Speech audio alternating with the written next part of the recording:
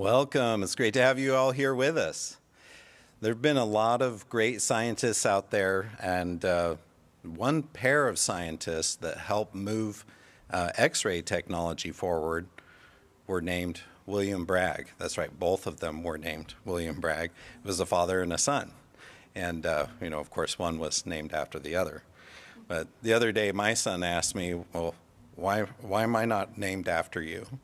And I said, well, because after you isn't a very good name. All right, a little bit of science news. So researchers at the University of Tokyo have created a new dual light microscope that lets researchers observe micro and nanoscale activity inside living cells. Now, this microscope doesn't use dyes and some of the other things that some microscopes do to be able to do their observation, so they can actually study living cells and the effect of different environments on these cells. And the breakthrough with this particular microscope is that it's able to use two different vision systems to be able to give a more complete picture instead of having to just use one. And they think that this is going to really advance research, especially in environments where you want to study a living cell and the effect of things. So a lot of that exciting technology coming. Well, it's time to get it over to Dr. Joshua for how to study with Acellus Gold.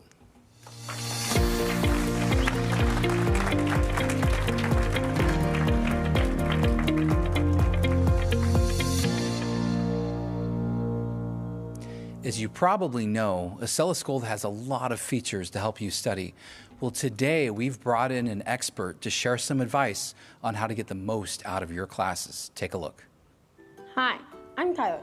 I just finished my music course. Now it's time for everyone's favorite, math. Most students think math is hard, but once you fix the real problem holding you back, it actually gets easy. Let me show you. Think of math like building a wall. Every new concept builds onto the bricks below it. If you miss a few bricks early on, the whole wall starts to fall apart. Could you solve algebra without knowing the order of operations, or subtraction without caring? See what I mean? Wouldn't it be awesome if there is something that could automatically detect those missing bricks and hand you exactly the lesson that you need? Good news, it already does. It's called vectored instruction, and it's built right into Acellus Gold. Every time you answer a practice problem, Acellus is running deficiency diagnostics. It identifies gaps, then pops up the exact lesson that you're missing right when you need it. Here's the amazing part. Kids who get vectored instruction score up to 40% higher when they're tested again on the same concept. So next time you're stuck, don't just sit there spinning. Give your best answer, even if it's a guess, and keep on going. Vectored instruction needs your answers to do its magic. Tyler, have you seen the papers that were on the desk? Your brother can't find his homework. Yeah, vectored instruction can get you unstuck in math, but might not get you out of trouble with your mom. Wait, what are these crumpled up on the floor? Don't ask me. I'm gonna do my driver's ed course. Well, good luck on your classes. Thank you.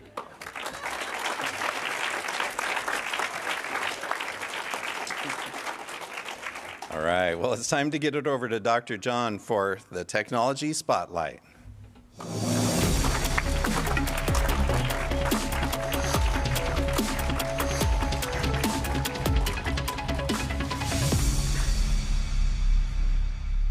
Have you noticed that the robots are getting smarter and smarter and better, and there's more and more of them?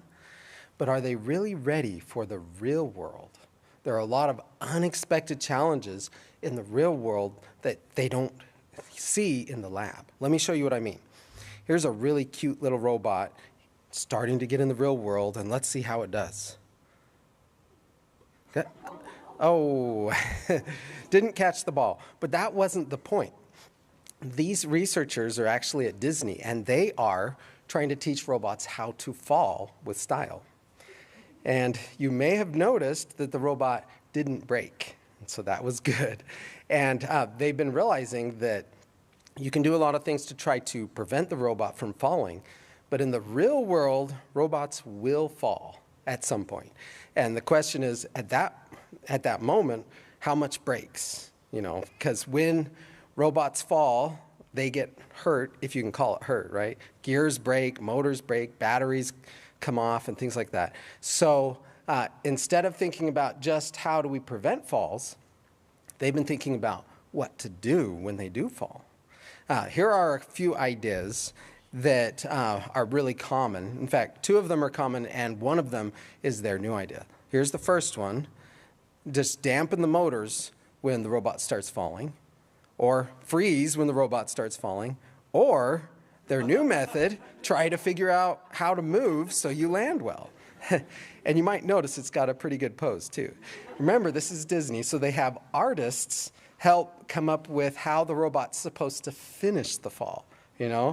If you fall, it's okay as long as you end it in style, right? So here is one of the artist's ideas of how the robot should finish. Looks pretty good, right? Or here's another one. Yeah, I fell on purpose. I'm going to just take a nap, So the researchers took these positions, these final positions, and they fed them into a simulator that used a machine learning algorithm to learn from lots and lots of practice. They had thousands of little simulated robots running at the same time, and they would drop them in different ways, and they'd kind of randomize the way that they were falling, so the AI model could learn how to move the robot in order to be the very softest on the fragile parts, like the servo motors and the joints and the gears and things. And they ran that for 2 days in their powerful GPU servers and created this AI model of what to do when you fall. And then they put it into the real robot. Let's watch how the real robot handles it and see if you can see the finishing pose. So here it is. Oh, the mean guy with the stick. Look, see? There's the pose. Here's another one. Like, oh, yep, oh, I'm just going to take a little nap. Oh, pose. So, it's pretty neat to have them fall like that and end with a pose, but what's the impact? See what I did? The impact is a lot softer for the robots. And one of the big things that they realized is that there are certain components on the robots that are more fragile that they needed to protect.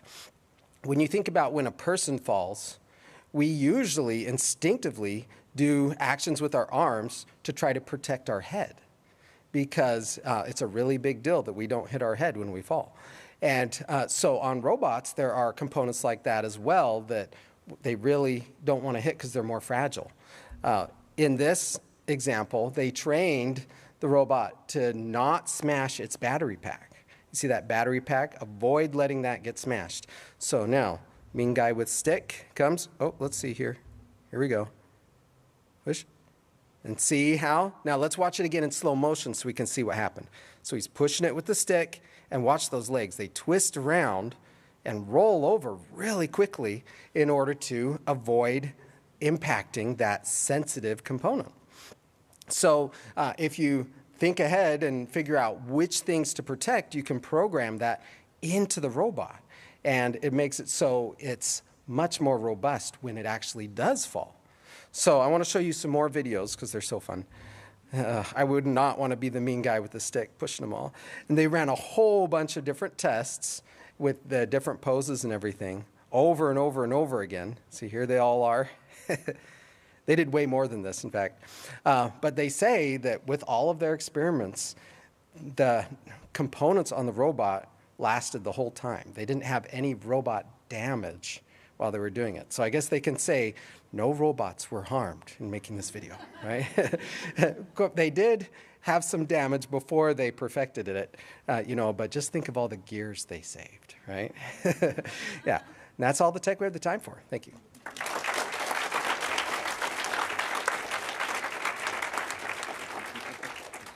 All right, now it's time for Breakthrough Moments in Science with Tobias.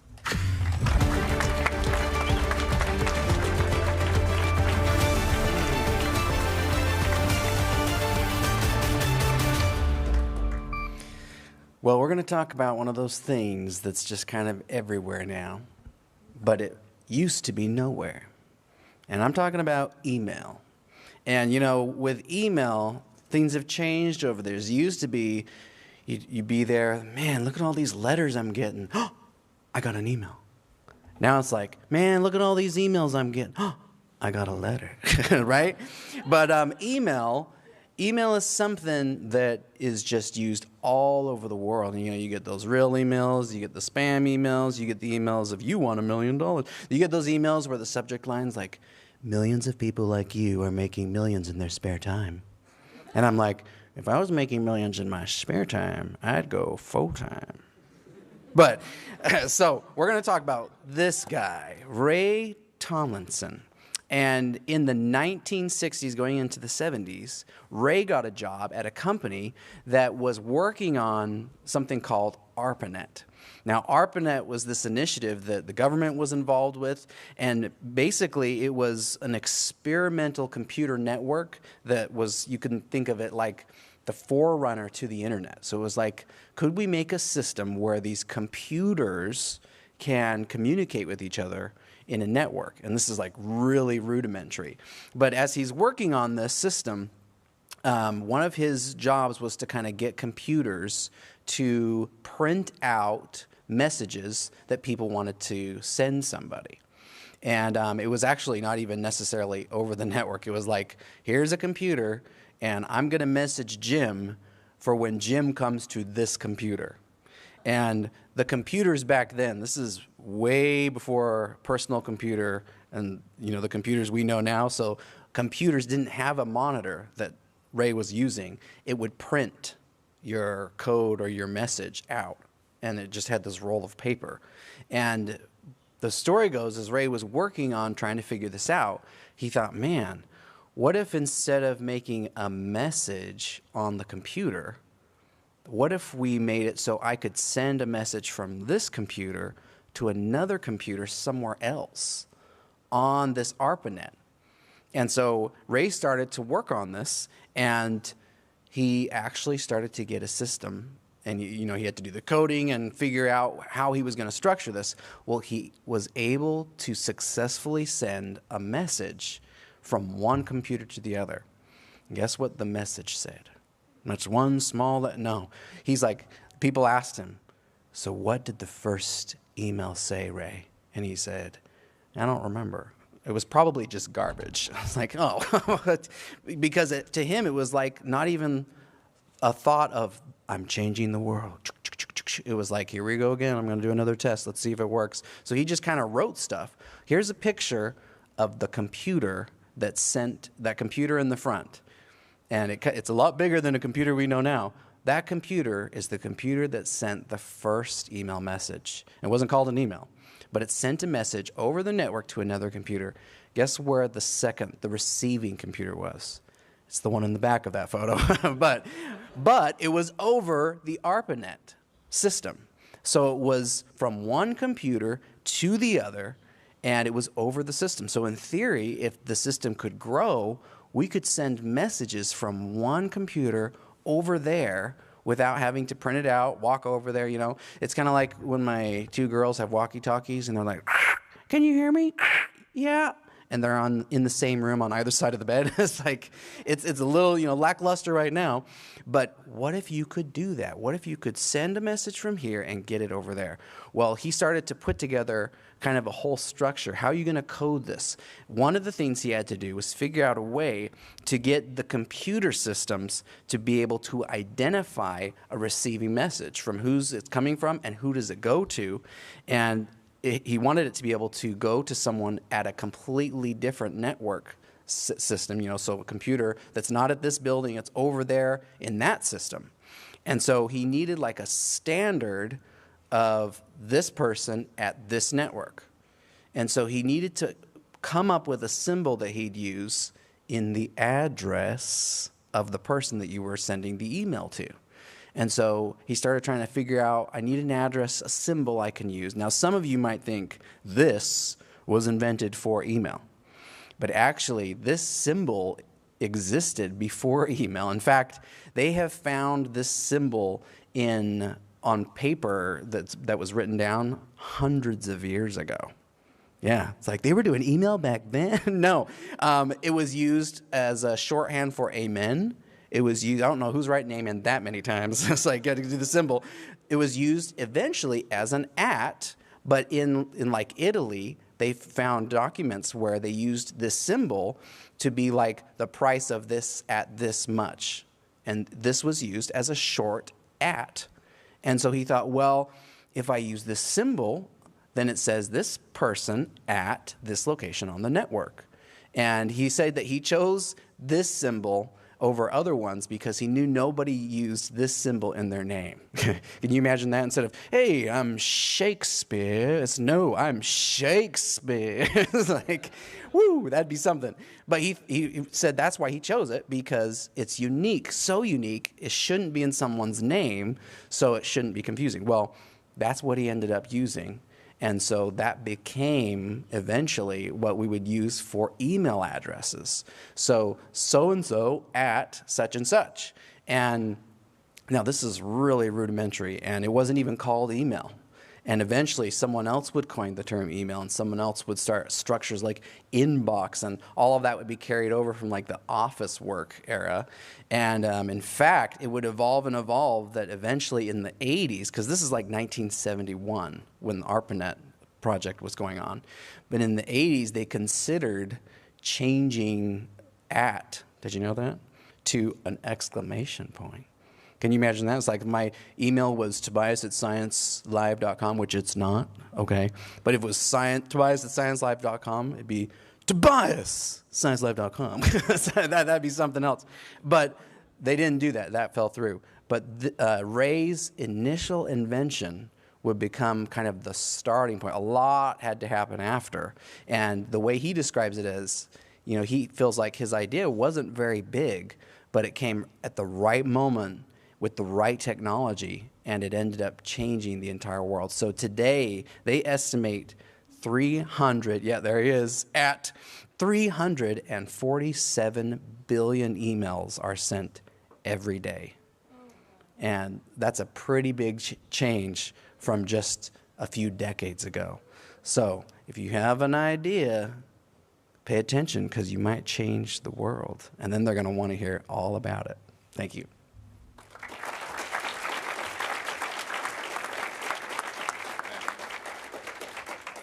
Well, it's time for me to introduce the father of hydrogen technology, Dr. Roger Billings.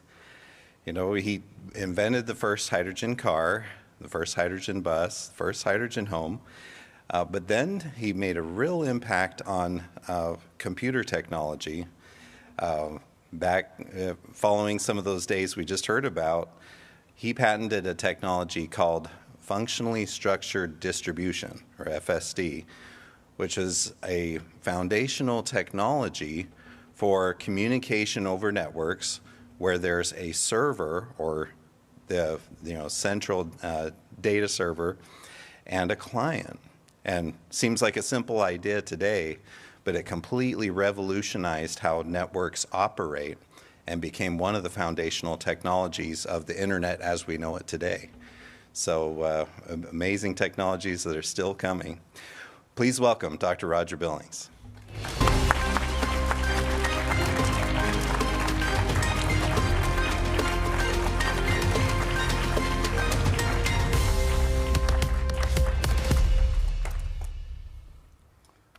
Did you see how she went? That was pretty good. That's called living life. Living life. Living life. Make a note of that. It's okay. good. Well, welcome, you inventors. I am in the midst of people that are going to invent a lot of things. Wow. A lot of things have been invented, and I'm getting a lot of feedback from you that have been with us the last few times, telling us questions that you have about how to invent. How is it done? And I realize that there's a lot we could do in Science Live to really empower you to make inventions. I think one of the main reasons that many people don't make inventions is they don't quite understand how easy it is. It seems really hard. They You don't got to think they know can do everything. it. Yeah. For example, to be able to invent 747 jumbo jet, whoa, you got to know a lot of things. But the Wright brothers didn't know all those things. They didn't have a jet engine, so they just started and did it step by step by step. And that's how invention takes place. It's just a small idea, and then based on that success, another small idea, another small idea. Invention normally is a process that involves a lot of interaction between a lot of people. Someone comes up with a good idea, you say, hey, I got a better idea.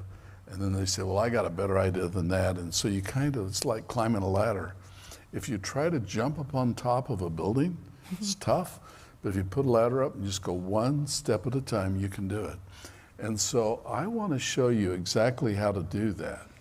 And I'd like to start right now. Okay. Okay? And this is going to be something we're going to go through for a few weeks because I would really like you to see how this works. And for those of you that say, hey, wait a minute, I am not a scientist. Mm-hmm. I'm only here because I want to be on the scholarship. Yep, a lot of those out there. Yeah, a lot of them. But you know what? Some of those are starting to get more excited about science, and that's fun.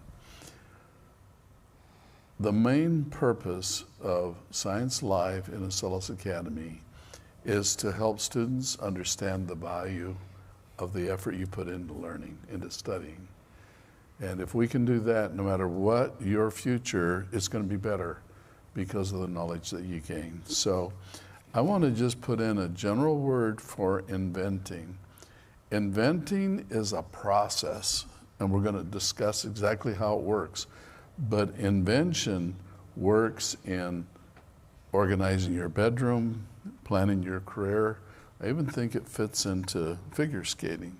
You can invent new moves, and these same principles will help you do that.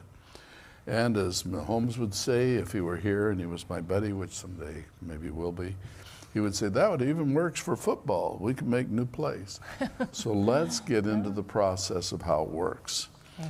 Now, I'm going to start real simple because that's where you need to start. We've said that necessity is the mother of invention. So if you want to invent something, you first have to get in the right framework. And the right framework is figuring out, what do we need? You can't invent something unless you know something you want to create that doesn't exist. If it already exists, you didn't invent it. R51 did. Or so he says. Okay? So you've got to figure out something that you want to create that doesn't exist. And as you figure out that need, it's important that you figure it out formally. A lot of people will kind of casually say, well, that'd be nice. But no. You can't invent something unless you really can identify what it is. When Lear was making his first Learjet, he set up chairs in the kitchen, took his wife on the first flight, so he really could see what his goal was, what his mission was. So you need to figure it out. And I think a good rule for invention is decide what the need is that you want to solve and write it down. Writing it down kind of documents, it helps you focus on it and helps it become a thing that you really want to do. And then ask yourself, so how will I know when I've achieved this goal? And in the case of Lear, he knew he'd achieved the goal when he was able to make an airplane that would take off, fly above the weather, and take executives anywhere they wanted to go. He knew exactly what he was going to achieve. So on your goal, what is it you're trying to achieve? Now I want to kind of walk through this, and we're going to do it in steps today, and we're also going to go into this the next couple of weeks. And if you'll stay with me, I think you're going to see a process open up, and then you'll know the secret. Now, I accredit a lot of my ability to do this on the time that I spent with Bill Lear. Bill Lear was a great inventor. He had a lot of patents. He did a lot of things besides the Learjet. And he shared his methodology with me, and he told me that he learned his methodology from Thomas Edison. And so Thomas Edison was one of the most prolific, that means the most successful inventors of our time. So let's see how they do it. So how do you know when you achieve it? You've got to figure out what the end game is. I have succeeded. Here's the problem I'm trying to solve, and here's how I will know I've achieved it. So let's actually do an example of this. In science, we have this big word that a lot of you know called hypothesis. That's when you make an educated guess. It's not when you decide, because you're going to make a guess that is based upon some information that you don't know, that you think may be so, you hope may be so, but you really don't know, so we call it a hypothesis. So you make a hypothesis, and the hypothesis you're going to make is, well, I think I could achieve my goal this way. I think I could make an airplane like this. And you may remember some of the real strange airplanes that people thought might work. When they tested their hypothesis, they found out it didn't work. And that's where we get into an experiment. An experiment is something that you create to test your idea, to test your hypothesis to see if it's good. Now let's try this with something that'll let you see how it works. When you finally discover the solution, you live happily ever after. Like that. Until the next invention. Okay, so here we go. Let's say that our problem is we want to send a message to someone. To me? Are you someone? I'm someone. That's who I'm talking about. Let's suppose we want to send a message to someone. Now this picks up on what Tobias was saying about, we want to send emails. Right. So how am I going to send that message? Well, if they're right here by you, you can just yell, "Hey, you!" Hi. Hi. But what if they're, and if they're far away, you could write them a letter, put a stamp on it, put it in the mail. But that takes time. So what if you want to send a message to someone that is not right there, someone that is distant, and you don't want to wait for the post office, you want them to hear your message right away?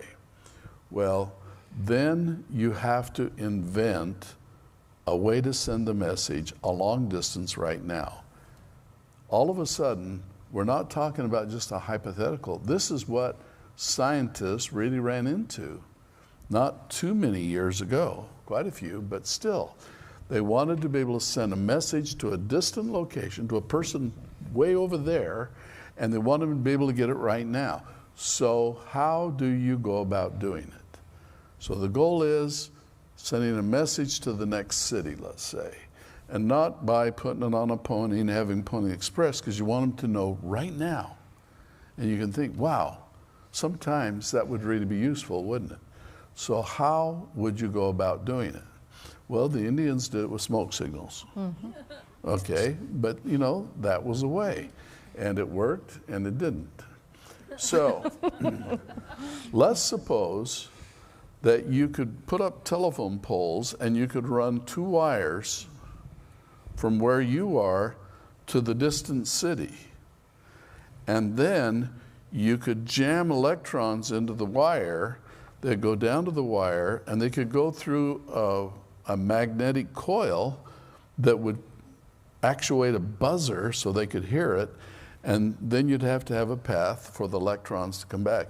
If you just had one wire going there and you jammed the electrons in, it would build up a charge, but there'd be no current, it wouldn't power the buzzer. So you have to have a wire over and a wire back. And so if you push the switch on, the current flows. If you disconnect the switch, it stops. Now you didn't send a message. I guess the message is, he turned it on. Look, he turned it off. You put a light bulb there. It's on. He turned it on. He turned off. That's not quite enough for a message. So we've got to go a little bit further. Now here's an image of someone, looks like an Acela student to me, it really sending a message to another student way over to the other side of the country over wires. And they're doing it this way by sending the message over the wire. But he's trying to decide what he wants to say to her. Just looking at his face, I think he's saying or thinking, I want to tell her that I think Paget's a great teacher. Oh, how special. It's kind of got that I like look, that doesn't message. it? He does. Yeah. And so how do you say that when all he's got is a switch to turn on and turn off? And so he needs to do something beyond that. They could see the current flow almost instantly on the other end, but that still didn't say anything about Paget. So then the electrons would go out, they would come back, that's still fine. But how do you actually send a message about what a great teacher Paget is? I know, right? Okay? Well, that's where you put in a buzzer and you make the buzzer buzz. So he could make her buzzer buzz, buzz, buzz, but he's still not able to really tell her what he wants to tell her. And that comes the next step. What if you were to invent a code? And it could be any kind of code as long as she knew it and you knew it. But somebody named Morse developed the Morse code, which was a code that said if you send a short buzz, buzz, it means a letter E. If you send a long buzz, buzz, it means the letter T. E.T. Get it? It's an alien deal. It's an alien. Right from your planet. Okay. I know. So if you make up a combination of short buzzes and long buzzes for every letter of the alphabet, then you're able to communicate. And that gets kind of neat, and that's exactly what they did with Morse code. Now, there are problems with your solution, obviously, but let's just kind of talk about this Morse code for a minute. I happen to have a Morse code key here, and it really is a switch that has a little spring, so if I push it down, it turns it on, I let it up, it pops back up, the spring pushes it up. And here I have a little buzzer, which I'm going to try to buzz up here. Can you hear Fun. that? That's fun. I made a buzz. In this case, the buzz is a tone. Okay? So let's call this a short tone. Let's call this a long tone.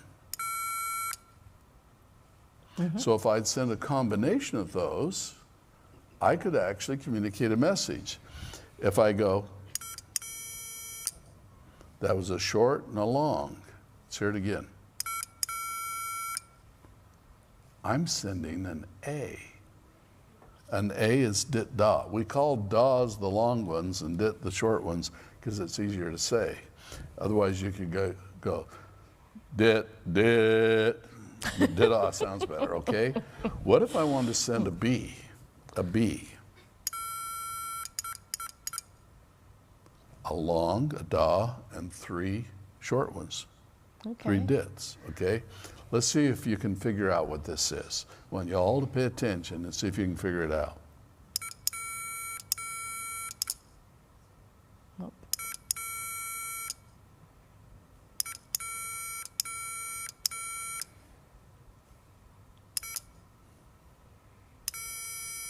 Did you get it? No, I didn't.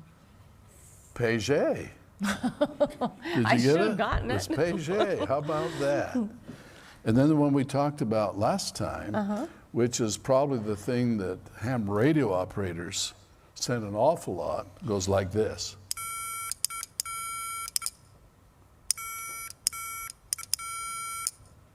C, that CQ? Q. So C, long, short, and then Q. Here comes the bride. Dot, okay, and Okay. ham radio operators get so they can do this really fast. It's kind of a rhythm to My it. thing's not quite adjusted right for it. But yeah, there's a rhythm to it. And actually, most early operators can send faster than they can receive because you've got to be able to catch it. And you get to a point when you practice Morse code where you receive it almost without thinking, then you can go real fast. So, So, time out. Time out. Question. question from our some of our CELS students. Okay. They want to know in the CELS activities if Morse code can be added so you can learn and practice it. What a great idea. That'd be fun. It'd be really fun. I will work on that. That's a great idea. Thank you. What else? Well, what is the difference between a ham radio and a CB radio? A CB radio and a ham radio, two radios. You could have two walkie-talkies made by the same company. They look the same. One could be a CB, one is a ham. The difference is the frequency that they operate on. A CB is a citizens band radio. That means that's a frequency that the FCC, the Federal Communications Commission that controls radio transmissions, says any citizen can use. So you can go buy a CD and you can use it and say, hey, how you doing? And a lot of truckers use them.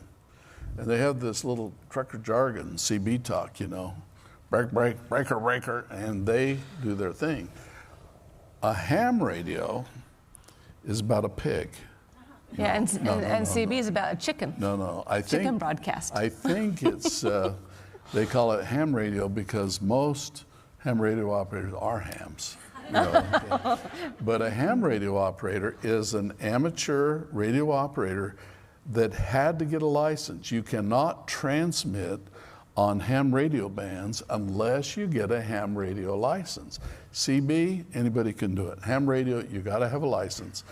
But ham radio has a lot more frequencies they can broadcast on. Okay. Okay? You ready for next question? Sure. Okay. So how did you learn Morse code, and how old were you when you did it? I learned Morse code one bit and one dot at a time. Really? That's how you did it? Actually, Just I did reading it from a book. Oh, okay. I got a book and I copied them out, and then I just tried memorizing, practicing them. And it's one thing to learn them so you know what they all are. It's another thing learning them well enough that you can pass the ham radio test at 13 words a minute. Wow. To be a novice operator, the rule was that you had to be able to send and receive at seven words a minute. Okay. And that was, you could think about it. As long as you knew the code, you could do that all right. But to get a general class license, you had to do it at 13. And between 7 and 13, it went from manually doing it to where it had to be an instinct that you had developed. Okay. And okay, may we move forward? And how old were you? How old am I? Were you when you did it? How old were I? How old?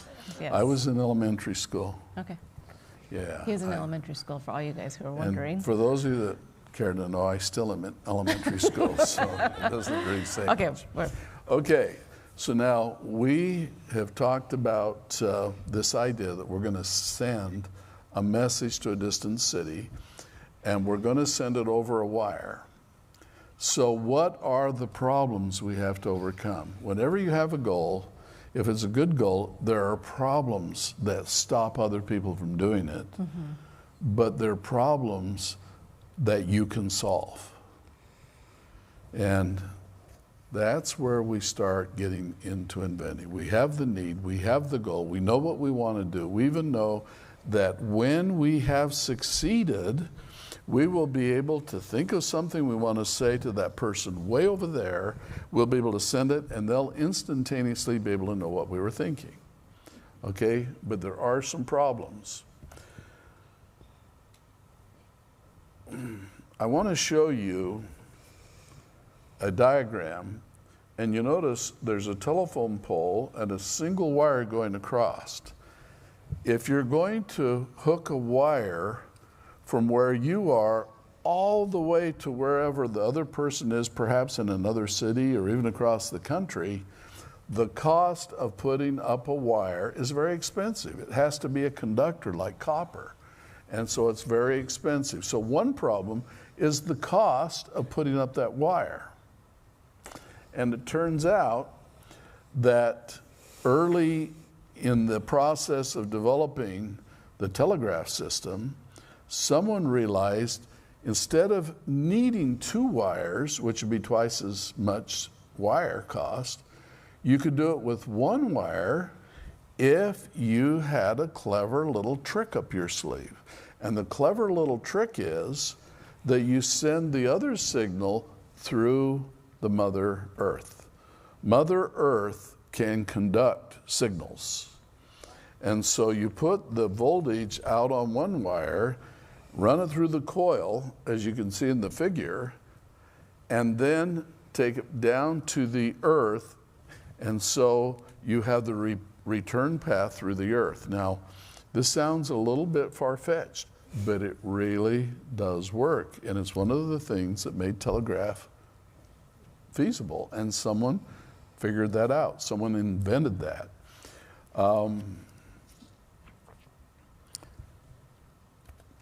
I learned this when I was learning about telegraph, and it is amazing how well it actually does work. And I have a couple personal stories, one I don't know if I dare tell. Why not? Because I really like your parents and I want to keep them on my side. And I'm not sure they'd like you knowing that part. But let me tell you the part that is a true story. I once went to a conference, and at this particular conference, we had a very important speaker coming to speak.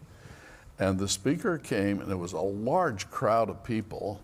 And the meeting started, and the speaker started to speak, and the power went down. Uh-oh. Someone knocked the power offline, and so the amplifier went off, and people couldn't hear this person speak. And it was a tragedy because everyone really wanted to hear what he had to say. Well, I kind of panicked because I was one of the organizers of the meeting.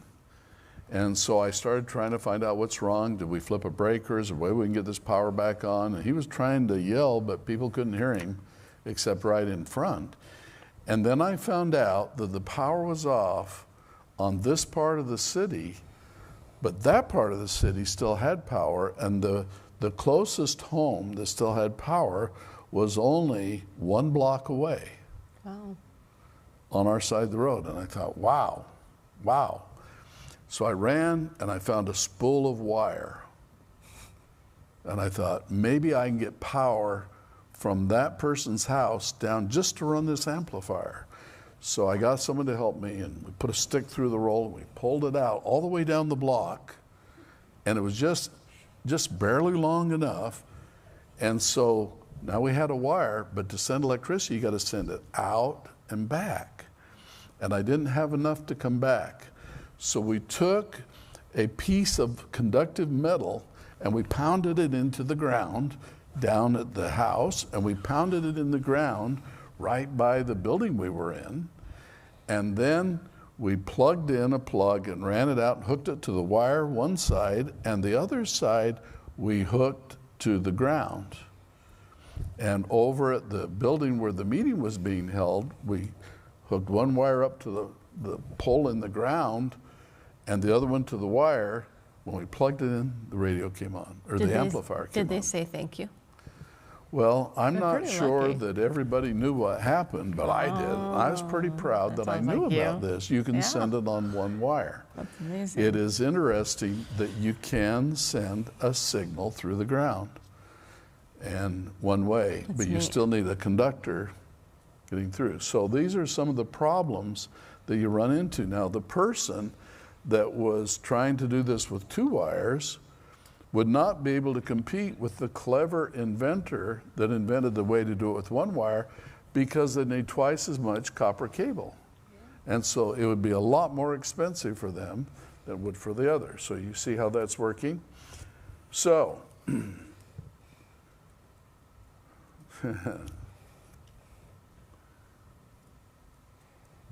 yeah, I want to just check my notes here. Now, coming back to the Morse code, once we have the wires up, we're able to send the message with Morse code, and it's a great thing, and it's a thing that really changed the world to be able to have that instant communication. Thomas Edison was a young boy when telegraph first started out, and he ended up getting a job as a telegraph operator. You'd write your message out, and he would send it to a distant city, and that's one of the ways that he started his career. Well, he was already kind of an inventor, and as they were sending these messages, there were more people waiting to send messages than they had time for, so he learned to try to send it faster, make the dits and dots a little bit shorter so he could get more data through the wire. But still, there were people waiting. And another thing is, if you want to send a message to the other city, you send it, and then you have to wait so they can send a message back to you. And so that meant you only got to send half the time, and there was a real bottleneck. And so Thomas Edison said, I bet there is a way that you can make it so while I'm sending that way, they could send back to me over the same wire. And lo and behold, he figured out a way. He changed the polarity going each way so you could send both ways on the wire at the same time. It was a big advantage over telegraph before Thomas Edison, and it made a difference. It made so much difference that he got a little bit of flame for that. I mean, fame. Fame? Flame. I don't speak good. You do, actually. I'm still in elementary school. But anyway, Flack? yeah. He got flack for it? He got a lot of fame. Oh, he got a lot of fame. I mean, he was praised for that because now they were able to send twice as many messages. That's impressive. And he got kind of excited by that fame. And he says, but you know what? Still, there are people waiting. There's still people waiting. So then he got an idea of how you could have two people sending at the same time and go over the same wire. And then he got another idea of how he could have two people sending here and two people sending over there coming the other way. We call it full duplex. I was going to say, is that how I just realized that's your wideband technology. Yeah, I did that in wideband, but I did a little different than he did. Yeah. And I didn't know he had done that in that's telegraph at the time, but the technology. And so these inventions come just a little bit better each step. It gets better and better and better. So pretty soon, telegraph became a big thing. Morse code and telegraph is how Thomas Edison really got his start. After he decided to do duplex, where it went in both directions, then he did quadruplex, where there were two going that way and two going that way. And he started to become a thing at that point. And then he went to the next level. How do you do better than that? And he came up with the idea of putting the message on a tape, a punched tape, paper tape, that he would then run through a sensor, and he could send the message much faster that way, and it could be received on the other side much faster. So he really did a lot of his early inventing, making telegraph better, and then yet better, and then very best and best and best. And that was pretty exciting. But that then brings up the question, but what if you want to send a message to someone far away to which there is no wire running? Yeah. What do you do then? And that is where I want to pick up the next chapter of learning how to be an inventor. So we know how to do Morse code.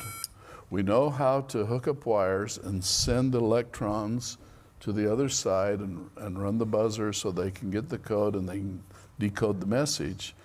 But what if there's no wire? And that's where you have a guy named Marconi, Okay. and inspired by some of the work of Tesla, that decided that we could generate radio waves, and those radio waves could carry the message without any wire. So we're going to go through this like inventors, and I want to show you step by step by step how the invention takes place in little teeny increments. You say, well, how did you know all of that? Well, we didn't. We didn't have to. All we had to know was the next baby step. And then after we knew that, we're ready to climb up and do the next baby step and the next baby step. And that is the secret to invention. Just the next layer. First, you've got to know what scientists call the state of the art. You've got to know what is the best anyone knows how to do today. With Grok or with AI, that's very easy. You just ask, so what is the latest, best technology right now? And once you know the best there is, and you say, well, how do they do it? What's their secret? Then you think, why do we need something better? How would it be better if we could do better? And then figure out how to make it happen. Then you really got something. That's exciting. Question about next. Question about. Yeah, Full question of about. questions. Okay. Actually, I have a lot of questions. Are we having Science Live next Wednesday? Next Wednesday happens to be Thanksgiving Eve. So, yes. Okay. I want to have science. I love Science Live. Now, some of you are going to be busy next Thanksgiving Eve, and so you can watch it throughout the week. But it does bring up a question that I really want to set the record straight. And pay attention, because some of your parents are going to understand this. For those of you that are on the Roger Billings Scholarship, I want to explain to you how it works. We're very close to releasing the version of Science Live where you'll get a science credit for taking the course. Okay? That's coming close. It turned out to be a lot of programming that had to be done to accomplish that the way I wanted to. But in order to have the scholarship, you need to watch Science Live. Now, we keep track of it whenever you sign in. When you watch Science Live, be sure you take time to sign in with your Acellus ID. And you can have several people in the same family sign in with their IDs, and we'll capture all of them and give you credit for it. We'd like you to watch it at least 75% of the time, so 3 times a month. With the exceptions, we don't require it on holidays. We do not require it during the summer because people have other things. And very soon, when we get the part where we're going to be able to give credit, parents will be able to see exactly how their students are doing, so they'll know what to do. Now, we have some parents that are posting on the internet, ha, ha, ha, we don't even watch it and we still have the scholarship. Yep, we've never watched it. Every time I see that, I'm tempted to turn off their scholarship because they promised they would do it. If they promised they would do it and they don't, and they're out bragging about it, what kind of an example are they setting for their kids in that case? Yeah. I don't like to cut kids off that are really studying and trying to do well, but I think that we're coming to the time where we're going to have to start doing that. So what I'll do, I'm going to start sending out letters, and if you're not watching it on a regular basis, which I say is about 3/4 of the time, we're going to send a letter to your parents saying, hey, we haven't seen John, or we haven't seen Billy or Sally lately, and we'll just warn them that if they don't fulfill that requirement of the scholarship, it'll be terminated. And by the way, there's so many people that want scholarships now, it's getting a little hard to finance them all. Yeah. So we probably are going to cut off the people that aren't keeping the terms and conditions. So if you promise to do that, if you parents have promised to do that, I wish you would keep your word. Yeah. It would mean a lot to me. If you don't want to do it, then, you know, free up the scholarship for someone else and you can pay the full amount, that's fine. But we're not going to just precipitously cut you off. If we're missing it, we'll send you a message. We'll let you know that that is a requirement, remind you, and we'll show you what your student's doing. That'll take care of it. So we don't want anyone to lose sleep over it. But at the same time, I believe that the students that participate with us every week are doing better in their studies because they have a better understanding of why learning is important. And so I hope that'll clear the air on that a little bit. I think it does. Yeah. Okay, so today we've learned how you can send a message to another person with Morse code. Now next week we're going to see if we can figure out a way to do it without the wires. Okay. Till then, I'd like to just take a brief and check in Area 51, see what's going on. Okay. Well, here we are in Area 51, where I am making an invention. In fact, I'm just finishing up this invention. Just a few more touches here. Yeah, right there, like that. Perfect. You know what this is? People need to learn to communicate. And to be able to communicate, you need one of these. This is a R51 invented communicator, and you're gonna love these. And I communicated this invention. No, I invented this communicator so I could communicate with Lady Paget.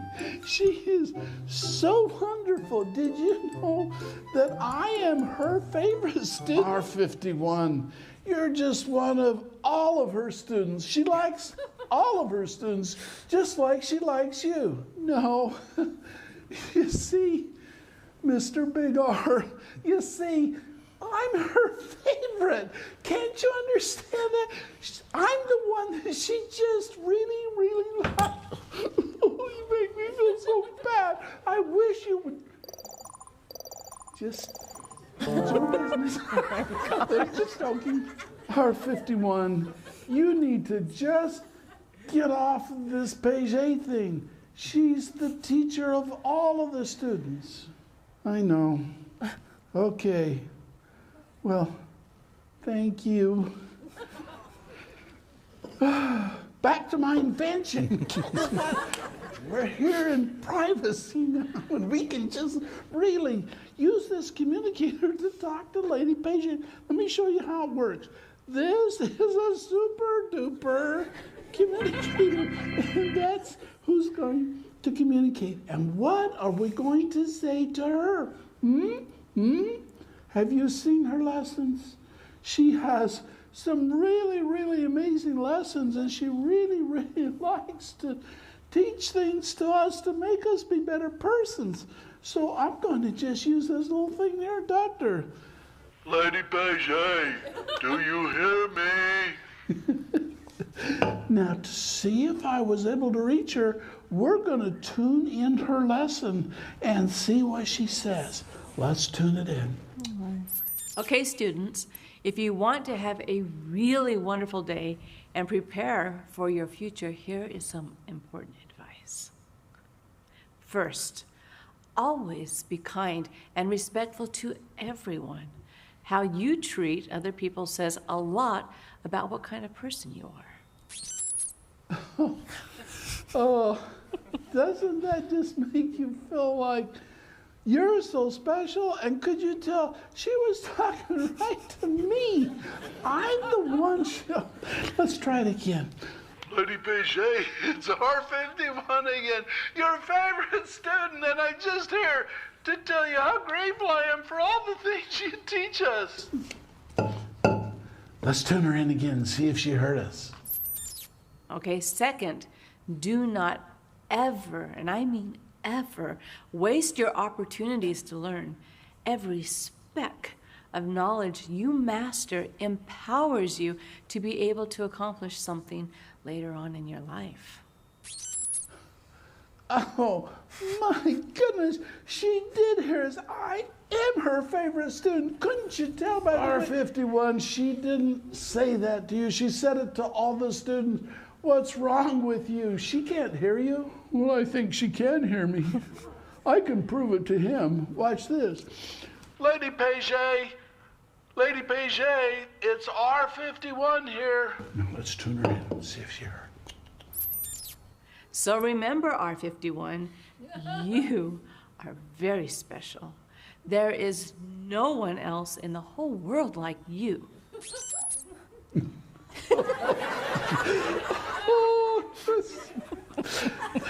I want to say some more. Lady Paget, I'm communicating with you. Can you say something more to me? Did you know 51 is even better than 50? 51 is a high number because you are so very special. She just is really, really feeling things today, isn't she? Okay. Lady Paget, it's R51, and I need you to know that I'm having a very hard day because I have some big problem. And you know what that's like, so if there's anything you could do to cheer me up, I would sure appreciate it. Out of all of my students, you, R51, are one of my very most favorites.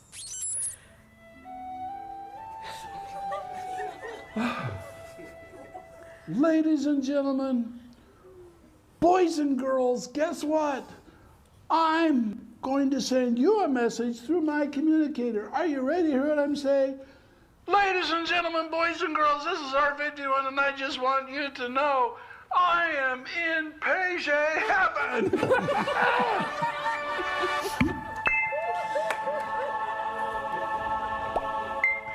Okay. So, Okay. Paget has her own heaven. there are some great reasons to be able to communicate, aren't There there? are. There really and are. we're going That's to learn amazing. how to communicate to someone far away without wires. And we're going to learn how to do it incrementally, step by step, so we can see how each step is something that we could have done if we were there. Okay. And pretty soon we're going to catch up to today because we've got things to invent that don't exist today, but we're going to make them exist tomorrow. See you next time. Thank you.